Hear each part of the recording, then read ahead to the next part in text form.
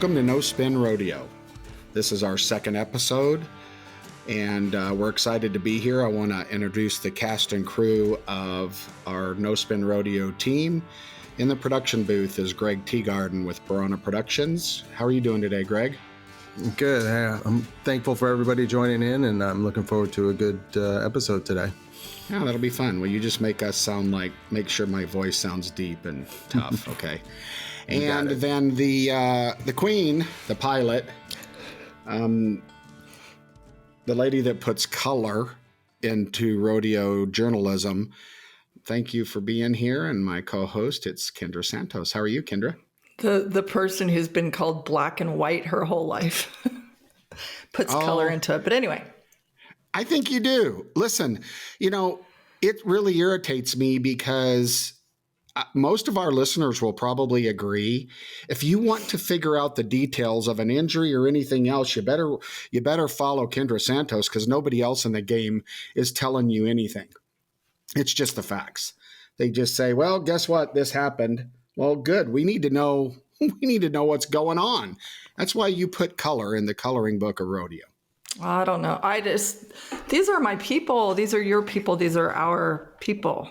The rodeo family is a real thing. It's not, a cool catchphrase, right? So rodeo journalism probably needs to go ahead and take a step up and get a little better at giving us some more color. That's just my opinion, personal narrative, and maybe they could take note by watching some of your posts. Well, we're going to start today's show with what's happening in the rodeo news, and I'm going to hand it over to Kendra. Kendra? Well, there's nothing on anyone else's mind. Our rodeo family just lost Trenton Montero, and for the last 3 weeks, Trenton's injury has had us all praying hard. For those who don't know, Trenton, 2019 NFR bareback rider, Columbia River circuit champion. On opening night earlier this month, on August 10th at the rodeo in Homedale, Idaho, Trenton made it. Typical Trenton ride, a winning ride. He was 79 points. It was opening night, and by the end of the rodeo, he was half a point off of first, ended up second. After the whistle, it was just one of those freak accident things that happened. The horse fell over on top of him, and what we knew early was that, his old bronc rider friend, Joe Harper, said that, Trenton jumped up, running on adrenaline, and got up out of there on his own 2 feet. But what we knew early was that, he had broken ribs, he broke his sternum, he broke his pelvis on both sides. It was bad, but the internal injuries were worse than broken bones. And part of that included an aortic aneurysm that required a surgical stent placement. By the time we got to August 30th, he was 10, maybe 11 surgeries in. It takes me back to Lane Frost, only it all happened so fast with Lane, and by all accounts, we lost him in the arena at Cheyenne. In this case, I remember using the term when Lane died that, they tried everything modern medicine had to offer. And now all these years later, the same in this trauma center, it was just too much. And so Trenton and his wife, Maria, they had a brand new first baby, Noah, a few days before the accident. And I would also, for people who don't know, typical cowboy connections are always endless, but Trenton's family ties are also many. And the first person who let me know that he'd gotten so badly hurt was his great aunt, NFR barrel racer Linda Vick. She's also who let me know that Trenton didn't make it. Longtime bareback rider Stevie Smith, who's been a forever team roper since he stopped riding bucking horses. He's part of the family. The first person I've ever heard of being 5 seconds in the goat tying, now a roping, awesome cowgirl Suzanne Montero Williams is Trenton's aunt. There are so many more, including my own niece Kayla is part of that ranching and rodeo family from Winnemucca, Nevada. Anyway, it's like a gut punch when something like this happens. So The first thing I did when I got this news was reach out to my own two sons.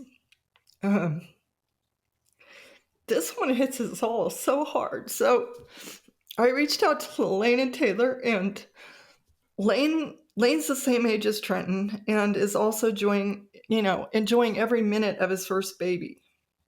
He was born just a few months after Trenton, and my son Taylor's first NFR was the same as Trenton's in 2019. So we all went through the thrill of that back number ceremony and the surreal experience that's everybody's NFR when you're watching your kid down there in front of a packed house with the yellow buck and shoots, rope and shoots, whatever it is. Anyway, so the second thing I did last night after I heard that Trenton had headed to heaven at 31 years old was reach out to Casey Field. And my first NFR that I worked was 1987, and Louis Field owned those buck and shoots and became a very close friend of mine. And I've known Casey since Veronica was, letting him lean over the railing at the NFR to, hug or high five his dad.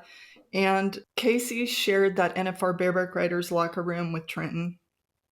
And Casey's also, in my eyes, in everyone's eyes, the gold standard of bareback riders. But when it comes to cowboys and, stand-up guys, sons, husbands, dads, they don't get any better than Casey Fields. So I don't know why, but he's who I reached out to. And his wife, Stephanie, was in town at volleyball practice. And so Casey was home being Mr. Mom and making pizza, but we had a great visit. And so I would love to just read what Casey Field had to say about Trenton. Casey said that this one hurts. I've had a few conversations with Trenton about being a dad, and his firstborn had just arrived a few days before the accident. Knowing the joy Trenton had about being a father is so tough to think about now. Trenton was one of the kindest souls I've ever been around. He did his own thing and was happy about life. I've seen Trenton take some pretty good wrecks, but he never once complained. He smiled and was always happy to be there. Trenton was a rare guy, one of those guys you crave to be around. You could just feel the pureness of his soul. He was an amazing competitor and one of the toughest guys I've ever been around my whole career. He didn't feel pain. You could see his shoulder hurt like crazy, but he still nodded with the same mentality and intensity every single time. To ride through pain and still be a fierce competitor says a lot about the size of your heart. Trenton's heart was huge, and whether it was his family, friends, or competing, he loved big and had a big heart for everything he did.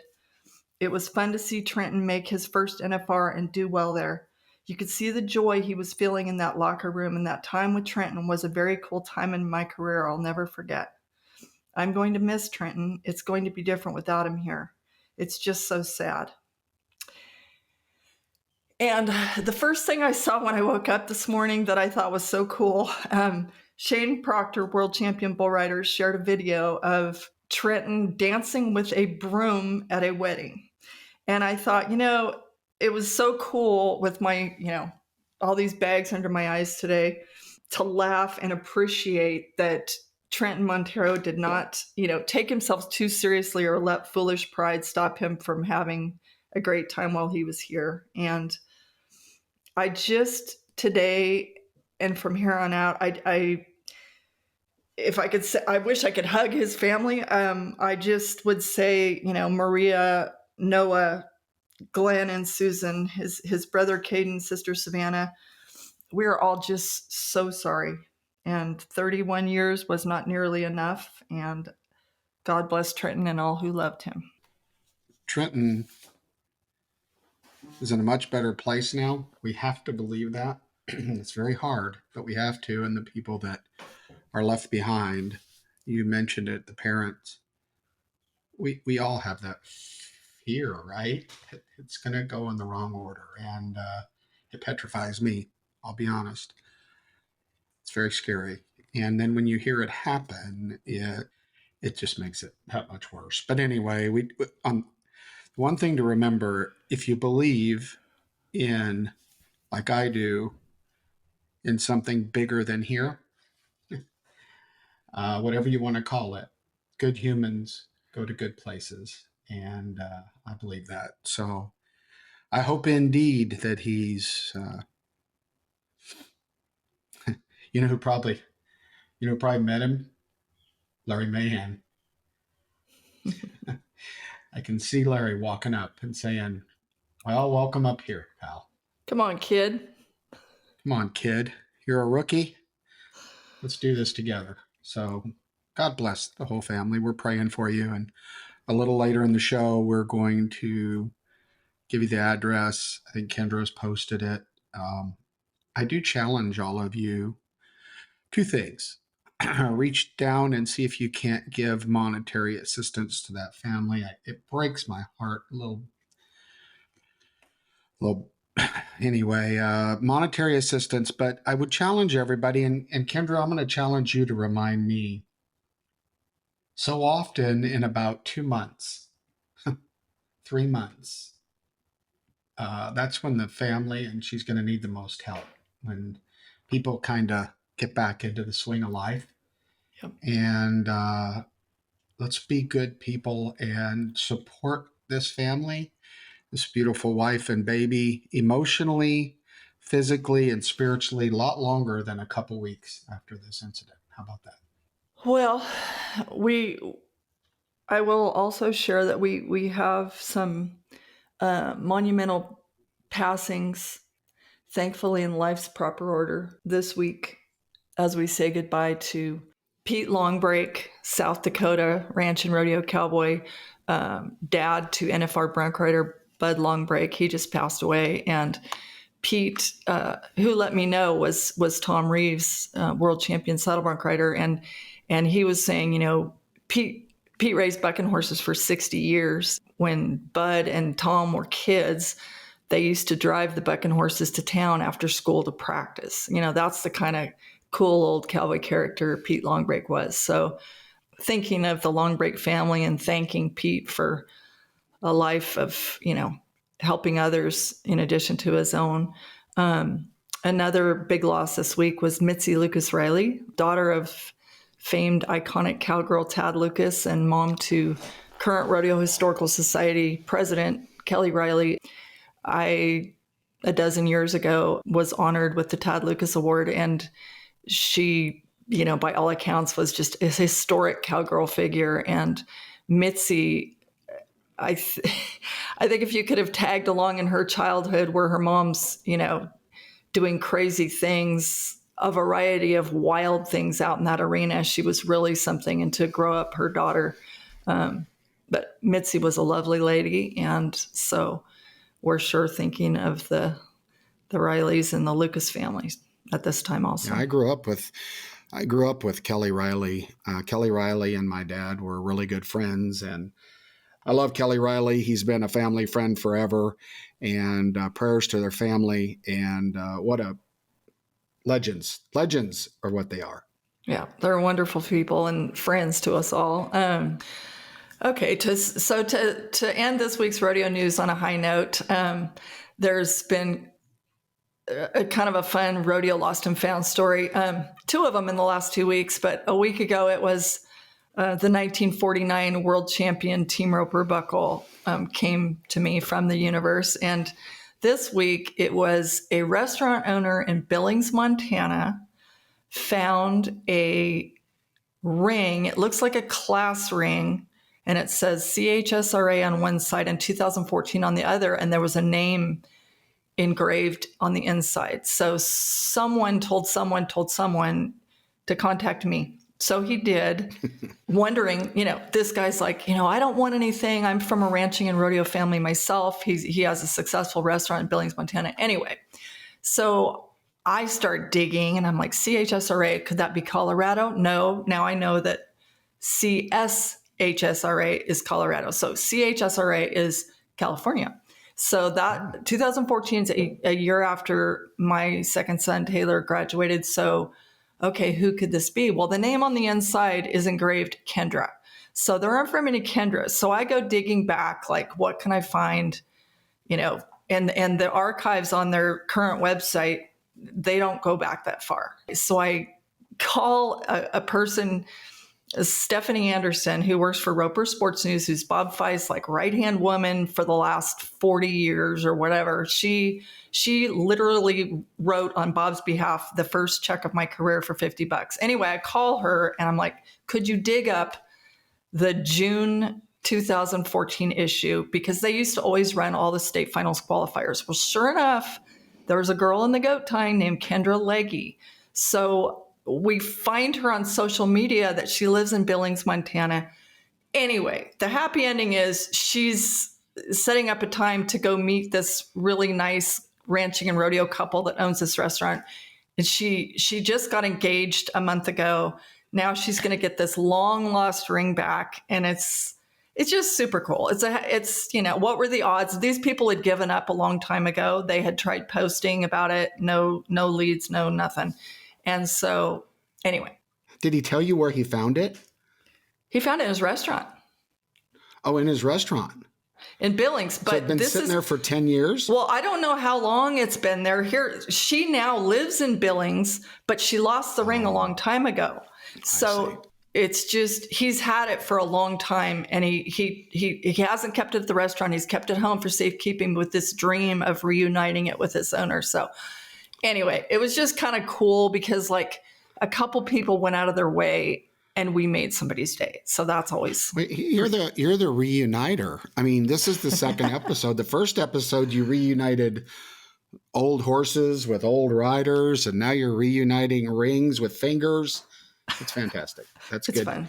That's good news. You know, the one thing that I don't have much in rodeo news, but I do want to shout out to, you know, we discussed going over who's currently winning the world and everything, and we think there's enough of that out there. But I would shout out to Riley Webb in the calf roping. And the reason that that I'd like to is that I just think he's a really good kid.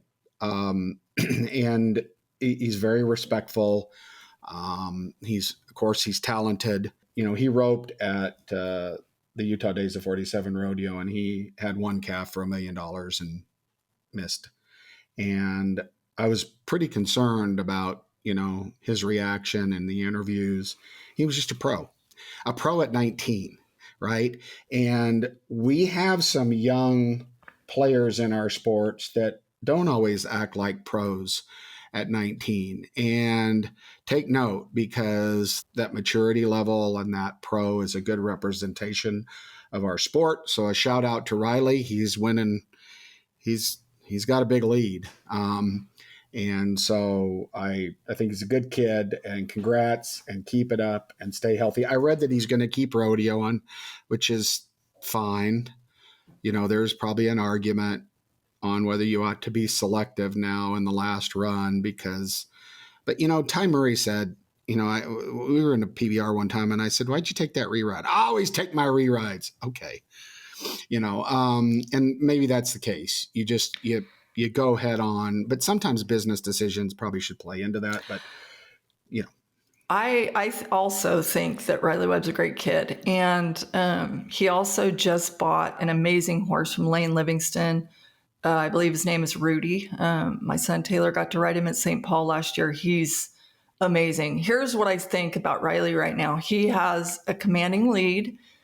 For those who have forgotten, he was on the good side of the big controversy that happened at Houston earlier this year. And there were, you know, some haters and hecklers that, you know, wanted to be like, well, he should refuse to take the money. Okay, really. So it wasn't his fault. He was also gracious with that, you know, for a young guy. But here's what I see about him.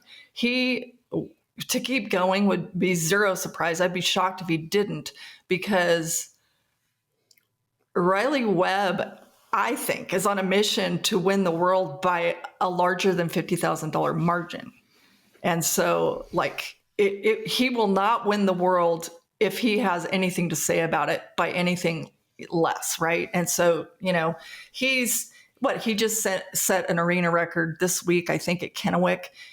If you're waiting for him to back down, you know, pack a lunch. I'm not saying back down. I'm just saying be smart. With Riley making this will be, I think his second trip to the NFR. There's a lot of pressure. There's a lot of mind games. There's a lot of stuff. There's a lot that can happen in 10 days. So it's probably wise for him to come in there with a pretty big lead. Now he might stay the course and just eat them all up, but the NFR proves to be a little different beast when they get there. So Yeah, ask Shad Mayfield. When we were at Arlington, luckily he'd built up a tremendous lead. But I just, Riley's pulling out all the stops and leaving absolutely nothing to chance as when it comes to anything in his power or his control. And so I think also with, the NFR experience, everybody says the first time you back in the bucks, the NFR, it feels like 18,000 people are sitting on top of you. Like it's like nothing else. And he's been there. And to me, I think it's going to be, game on full press. Like he's not going to be thinking about the average. That's how he was raised, go for broke, and he will bring it. And it's going to be fun to watch. It is going to be fun. So hats off to Riley. Keep it up. That's it for Rodeo News. Now what we want to do is let our listeners know that part of what we think will be great about this podcast is we really want to engage in a positive way with you, the listeners. And so what we've done is we've developed a way to text in comments or commentary, or you can call Tommy Joe an idiot or whatever. We've got a text line and we've got an email address to send in notes. Now we'll get those after the podcast and then we'll review them and we'll address anything that we deem to be addressable in the next podcast. So if you want to get your pens out, and we'll probably post this too on the website, but the phone number to text us is area code 817-668-2395. Once again, that's 817-668-2395, or you can email us at nospinfeedback@gmail.com. That's nospinfeedback@gmail.com. And we encourage you we want to engage with you. You may have a better idea than we had. You may have a different point of view than our points of view. And we want to engage you because remember what we said early on, the growth and evolution of our life and lifestyle is based on communication. So Kendra, I feel like, for one thing, do know that it's all anonymous. And if we, use your comments or your points of view, all we have is an area code to identify you. So you are, safe. It's anonymous. We're not going to be naming you unless you want to, specifically be brought in on something. Basically, look, we are here to brainstorm on how to make rodeo better. That's how we both spent our entire adult lives. And so, it's cool if everybody doesn't agree. And we welcome people that have better ideas than ours because we are in a lot of meetings and a lot of conversations and a lot of conference calls and a lot of places where we can, deliver the message to the right people to make a difference. So just know that that's not our intent here. Our intent is to talk about ideas, not people. To talk about thought-provoking processes, not drama. I don't like being told I'm wrong, so bring it on. And I just want to let everybody know that we're not selling this information. We're not going to use it for anything other than the discussion that we're having here on this podcast. It's not our intent to make a big marketing list. We won't email you. We're not going to text you back. So feel free to use it anonymously. Yeah, that's a good point. We're not going to text you back. So don't even go there. You will not get us to engage via text. Hopefully your thought is provoking enough to get on the podcast. Anything else, Kendra? No, the more the merrier when it comes to good ideas. Amen. Okay, our next segment of the show is Point of View. It's our favorite one. This is where Kendra and I talk about a topic, kind of try to roll it around like a Rubik's Cube, getting all the colors in the right side of the cube. And so I want to frame this up for our listeners that may not be as deep into rodeo as others. Our Kendra titled the point of view today, Big Money. So here it is. In this sport, you get to the Super Bowl, the NFR, by money won. That's how you get there. The top 15 highest money earners in the course of the calendar year are allowed to come to the NFR and compete. And by the way, the NFR is where most of these people pay all their bills. They go into debt, they rodeo hard, 170 to 200 days a year, run up credit cards and things to get to the NFR, where the payout is, the money's big at the NFR, and it's grown. It was in 1959, I think the payout was like $50,000. And so it's grown. And so money counts. Well, this is and you'll see Kendra and I probably be on, it'll be interesting to see Kendra's point of view on this. We try hard not to pre-talk about this because we're going to try to let this be natural, which may be good or bad. But the thought of this is, so if money counts to get to the NFR, is it fair to have rodeos and payouts that are significantly higher than other rodeos? So you win a bunch of rodeos, and to use round numbers, you win $1,000, $1,000, $1,000, and you get to the end and you can win $50,000 and get basically a 50 times jump in the standings. Is that fair? And so that's the framework, I think, when we talk about big money, for some of you that might not understand it or want to try to figure out what we're talking about. And is that fair? Is that fair for the guys that went all year long and maybe had more wins but didn't have the right wins? And is that fair when you're dealing with animals and situations and judges and ground and all these anomalies that can really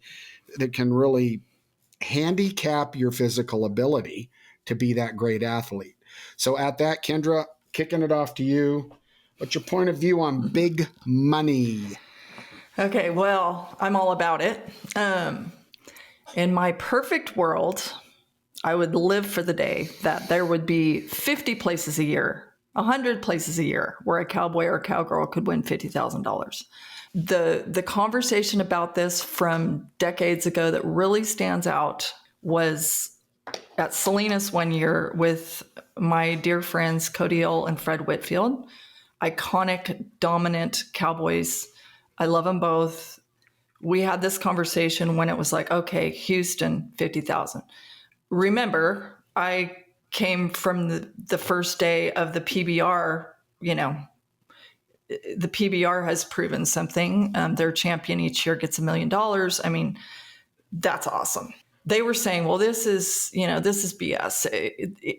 Because there's one, you just, one spot at the end of ours automatically taken. You're going to start determining world championships on one. And my point, respectfully, was you have to have one before you can have 10, before you can have 50. And so I'm like, you have to count it. And if you don't count it, there's not a lot of motivations for the rodeos to do it, I'm thinking. The other thing I'm going to say, there are a couple other points. I'm not for top loading. So also in my, fairy tale what do you mean by top loading? When you go to, when first pays X and then you plummet after that, that's top loading. So to me, instead of, 50, does it then go to 25? I feel like, anyway, what I would love to see is 50, 40, 30, 20, 10, where a lot of people leave. And here's what I will say this also. People have chuckled that I'm like the official, unofficial, whatever, education czar of rodeo. No one has encouraged more rodeo kids to get a good education than me. I am all about, charity, helping communities. I realize a lot of rodeo committees use this, they use it when selling their rodeo. This is for the kids, and that's wonderful. There are places that have given millions and millions of dollars to charity, and that's fantastic. But I would love for those same committees and communities to consider giving the stars of the show a raise.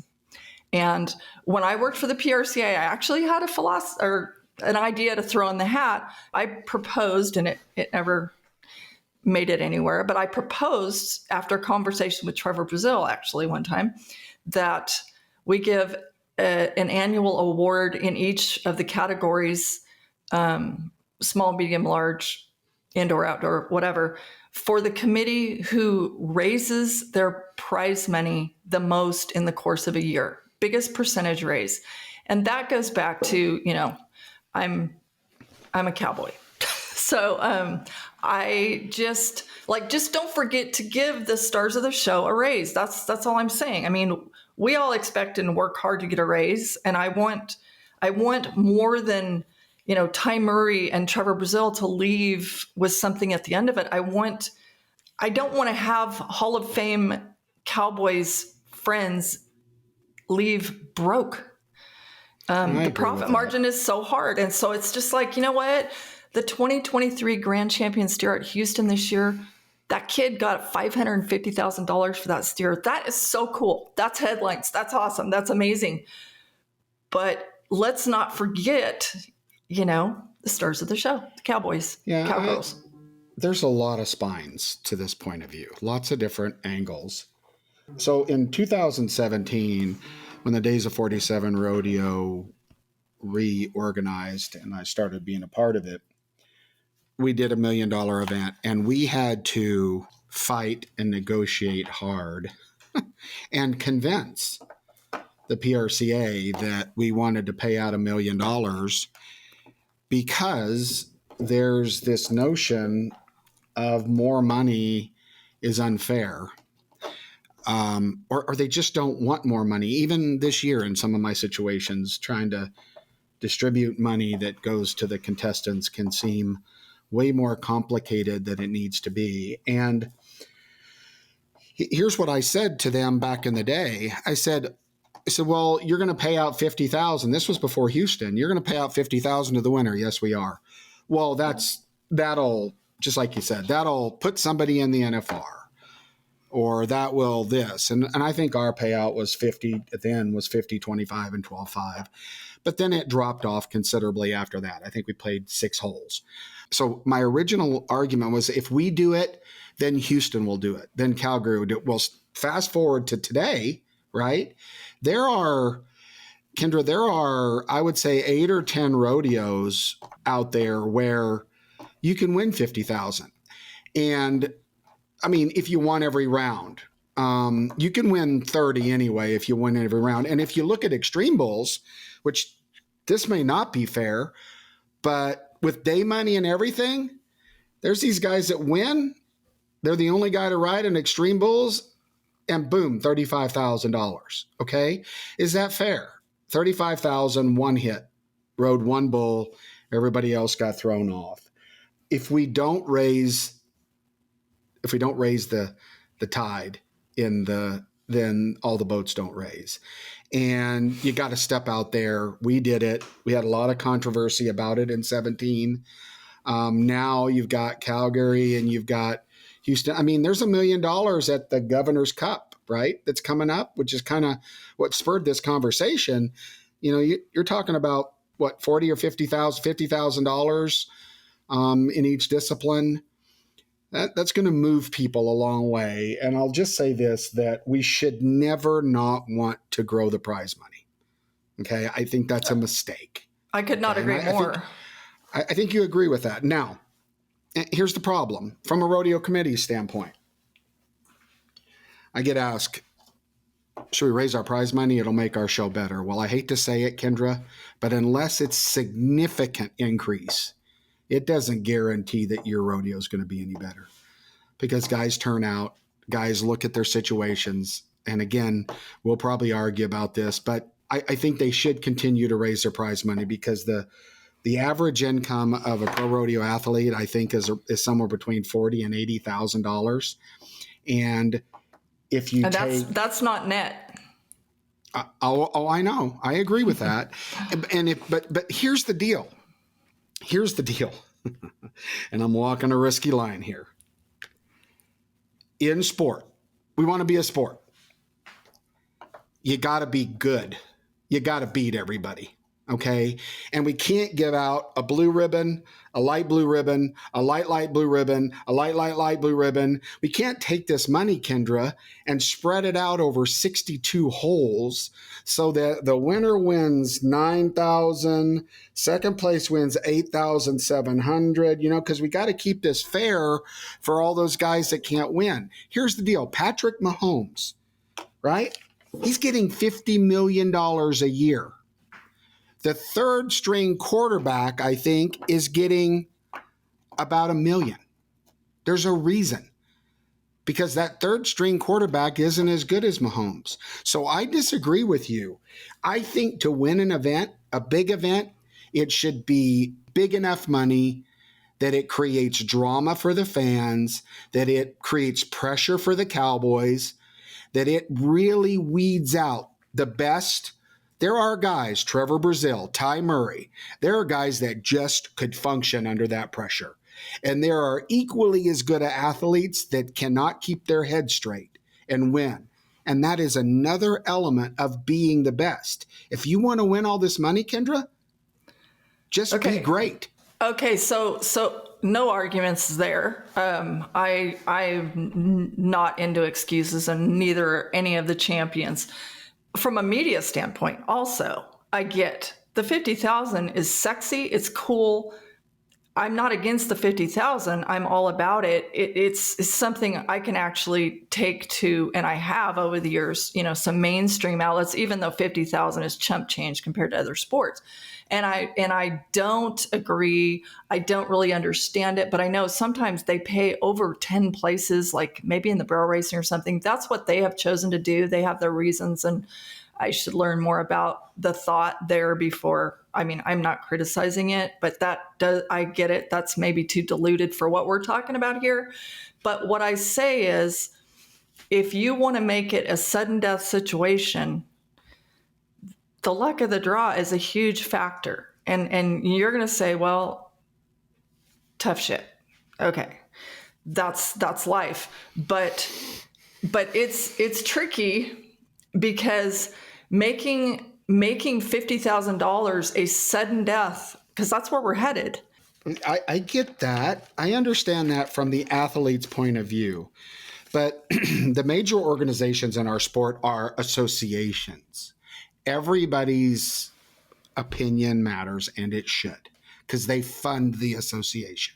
It's all the players that fund professional rodeo.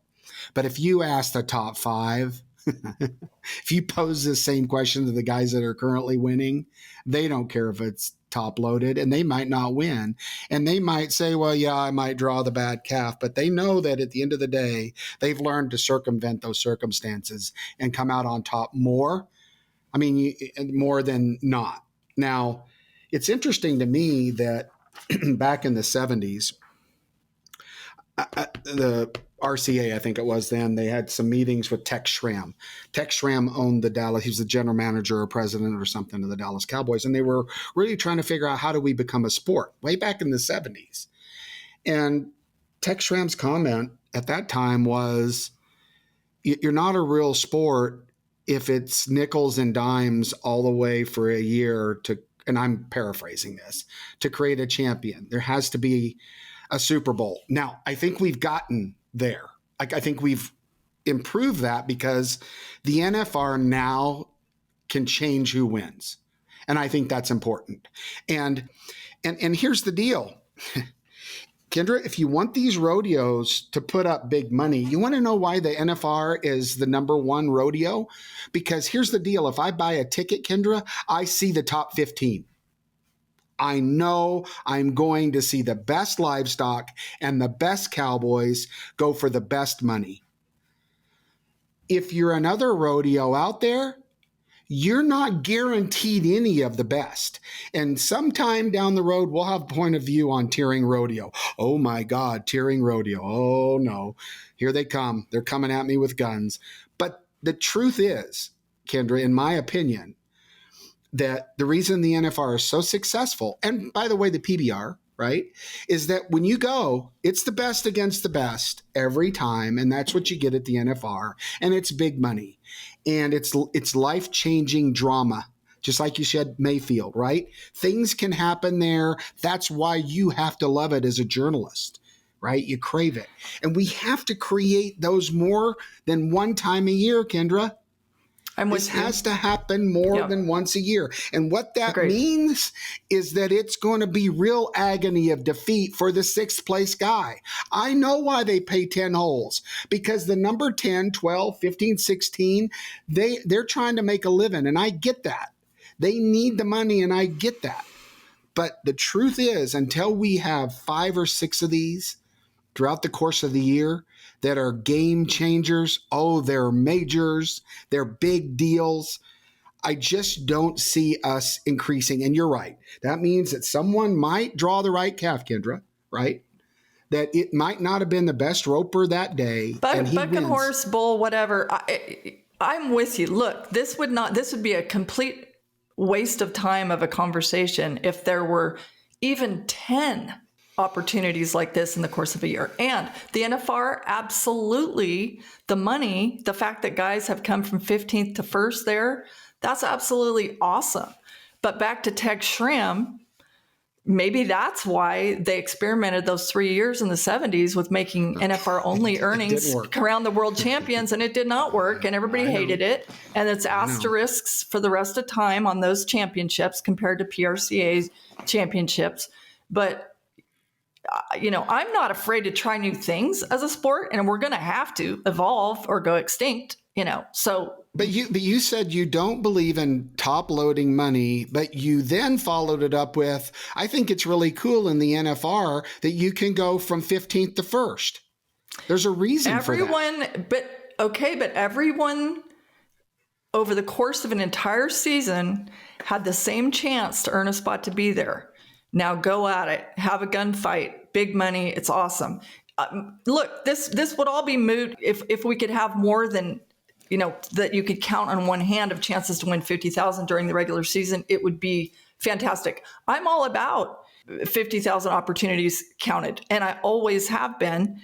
You have to start somewhere. This one, now another one, now another one. We need more of those.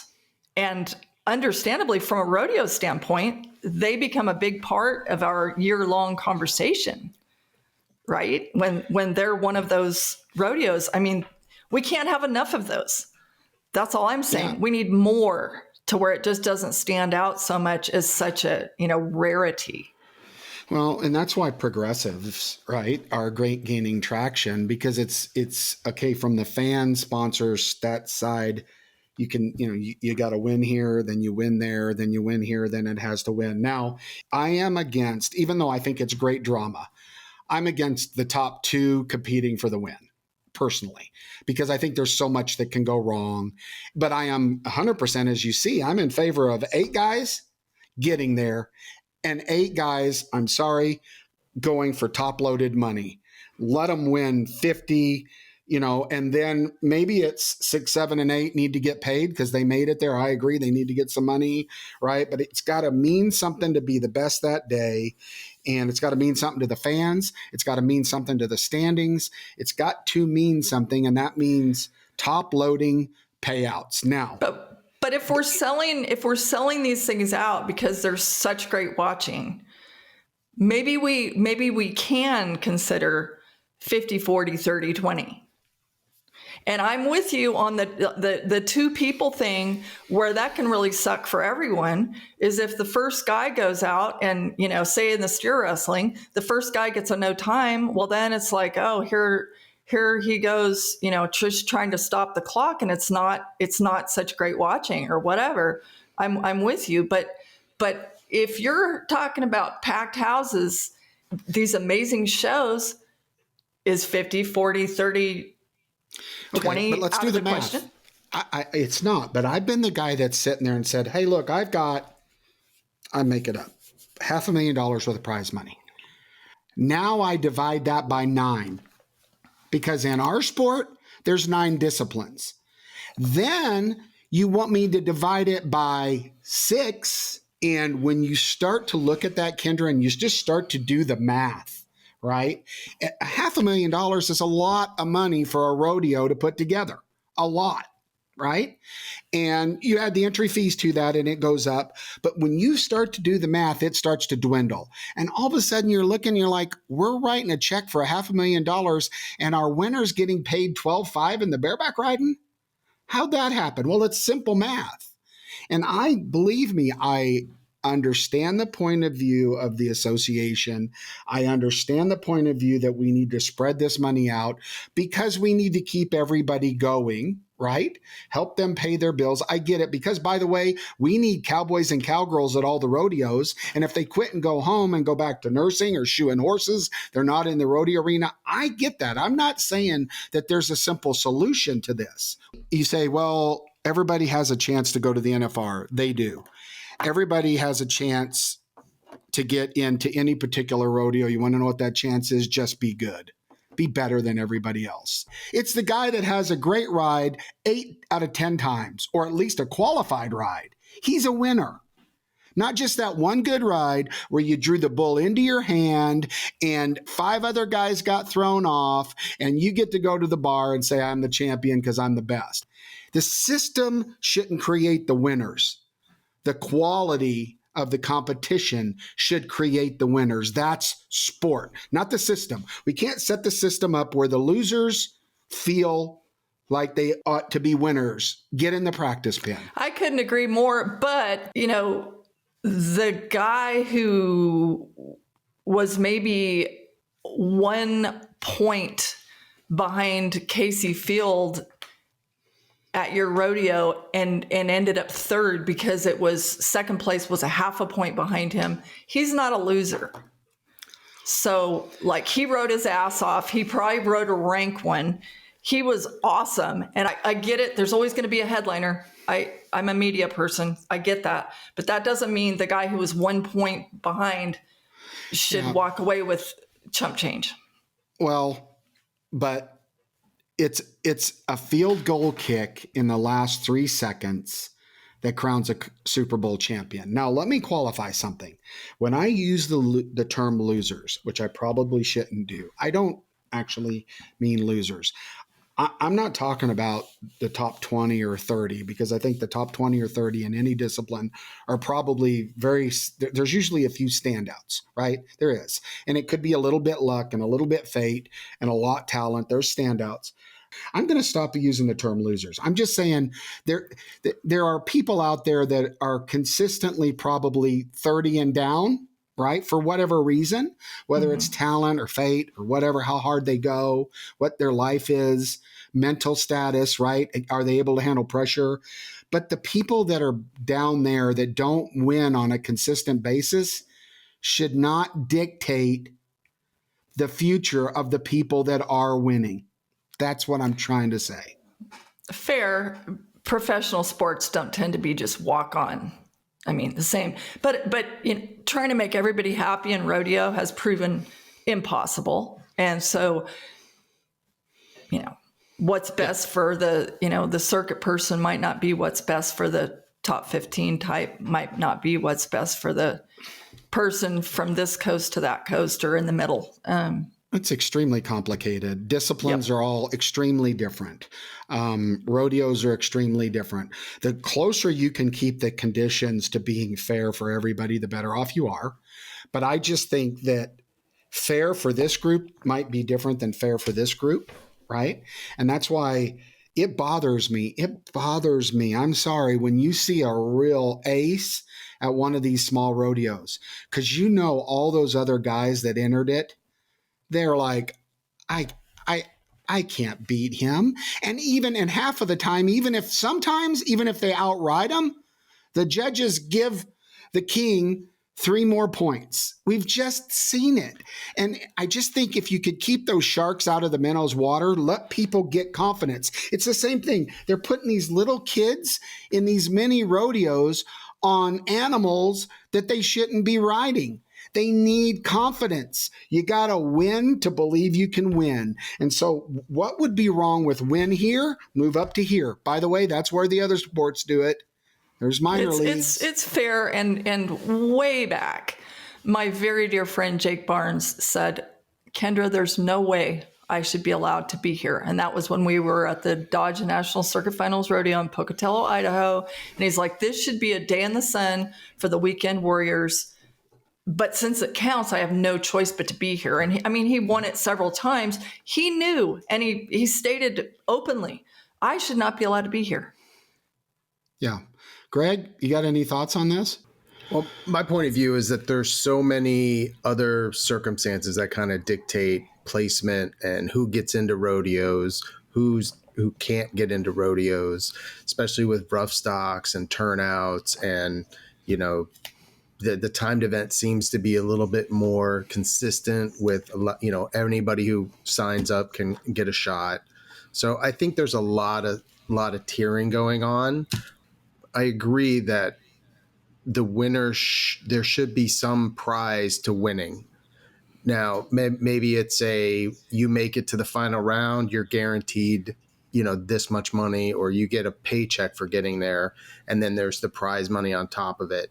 I mean, there's a bunch of different solutions I think that could help with that, but you still need to have some kind of a gap that allows winners to, get the motivation, because a lot of times if you're paying out fairly equal money, why does a guy have to do anything harder if he just can live in fifth place all the time and still make the NFR?